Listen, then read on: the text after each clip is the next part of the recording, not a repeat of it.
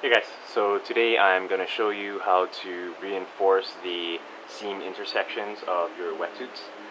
So those are the areas like this where you have two or more pieces of neoprene coming together. So the reason that these areas I feel the need that they need to be reinforced sometimes is just because there's less material to support the stress and tension that's being put on the neoprene in those areas. So it's a pretty simple process. All you're going to need for this is some spare neoprene that you got lying around, a little contact cement, a little stirring stick to get it mixed up and to apply it, and something heavy to put on top of the wetsuit to help the adhesion process. Okay, so the first thing that I like to do is kind of look at the area that I'm going to be working on that I feel needs reinforcement. This is a good area here. It's actually a 4-way seam, so you've got 4 different pieces of neoprene that are attached that are going to be constantly under stress. It's right by the shoulder too, so whenever I'm moving around when I'm spear fishing, this area is potentially going to be under a little more stress than any other part of the suit. I just like to take a look at it, see what I'm dealing with, how even the surface is. This one's actually pretty good. This layer here is actually part of the flap that comes over the front. So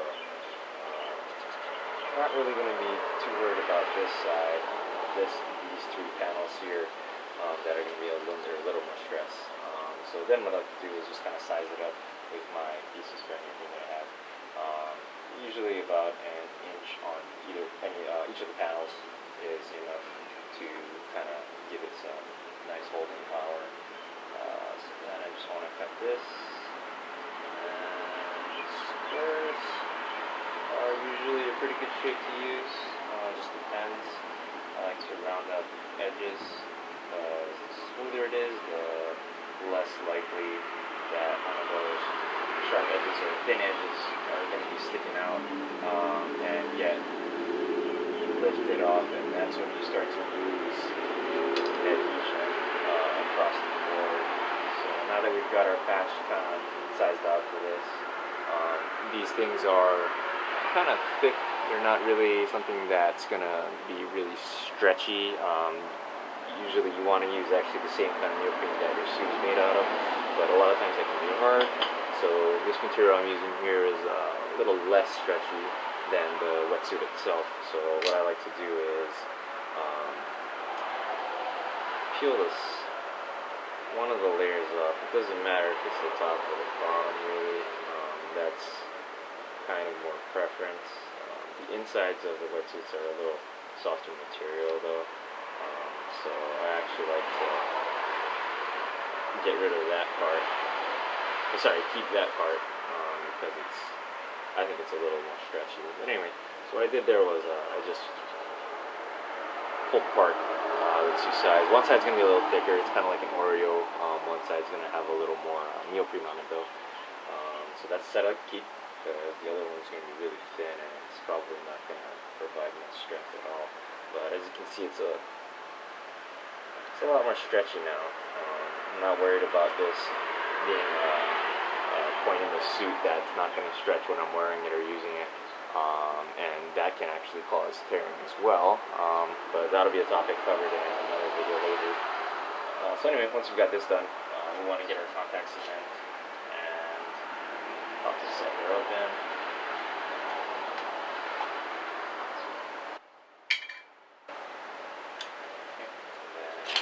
Get it nice and mixed up. I don't have to show you that. I'm pretty sure you guys know how to mix things.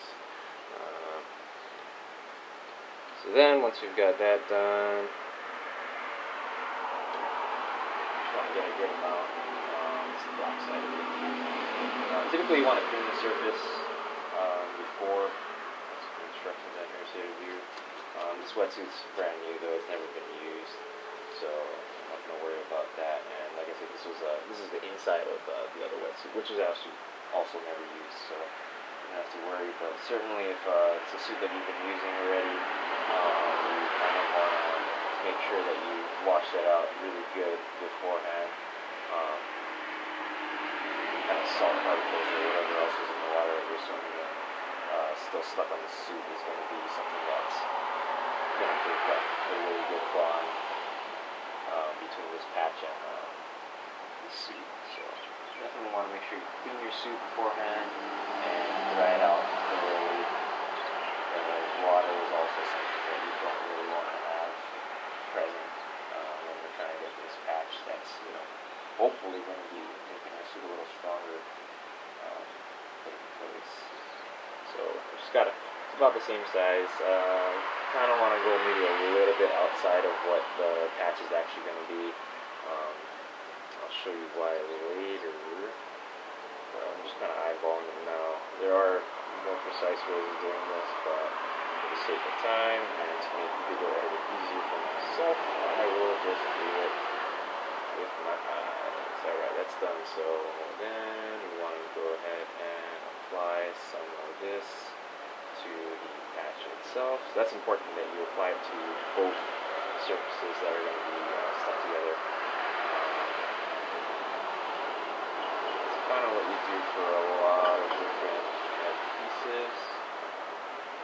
So it shouldn't be too strange for most of us. So once I've got that nice and spread out, just be careful when you're doing this. I've got thumbnails so I can hold this by the edge, but it's pretty hard to get off of your finger once you've got it stuck because it's not really anything you can grab because the whole surface is coated. So after that, we're just going to let that sit and dry for just a little while until it's not sticky to the touch. Then we can actually go ahead and place them together, so we'll be right back. Okay, so we're back. Our patch is dry. The area on the suit that we're going to be applying that patch to is dry also. So what I did was I slid a little 2.5 pound weight inside of the wetsuit, just so we have something hard for the neoprene that we're going to be working with to be pinned down against. So I just want to make sure that the whole, of course, of that weight is just a normal dumbbell weight inside of here. That's why there's a hole here. We don't want that to be anywhere. Otherwise it'll do this look good, but once I've got that nice center, go ahead and the patch kind of matched up to the contact cement that I placed on the suit, so that's pretty good. But here's the reason why I like to separate the neoprene peeler part, just because you don't really want to have a thick, 3mm piece of neoprene on top of your suit already, just because it's not going to be as malleable, so it won't be able to kind of conform to the different levels that you have on top of you, especially in this case where we have another panel attached to the actual suit. So you can see the kind of bulge here. We wouldn't be able to do that if it was a thicker piece of neoprene. It might not provide as good of a seal to stay in place. Okay, so we've got our patch in place. Got that weight underneath here. So now I'm just going to go ahead and load this up. And I think the directions for the contact cement actually say that you want to have 25 pounds per square inch.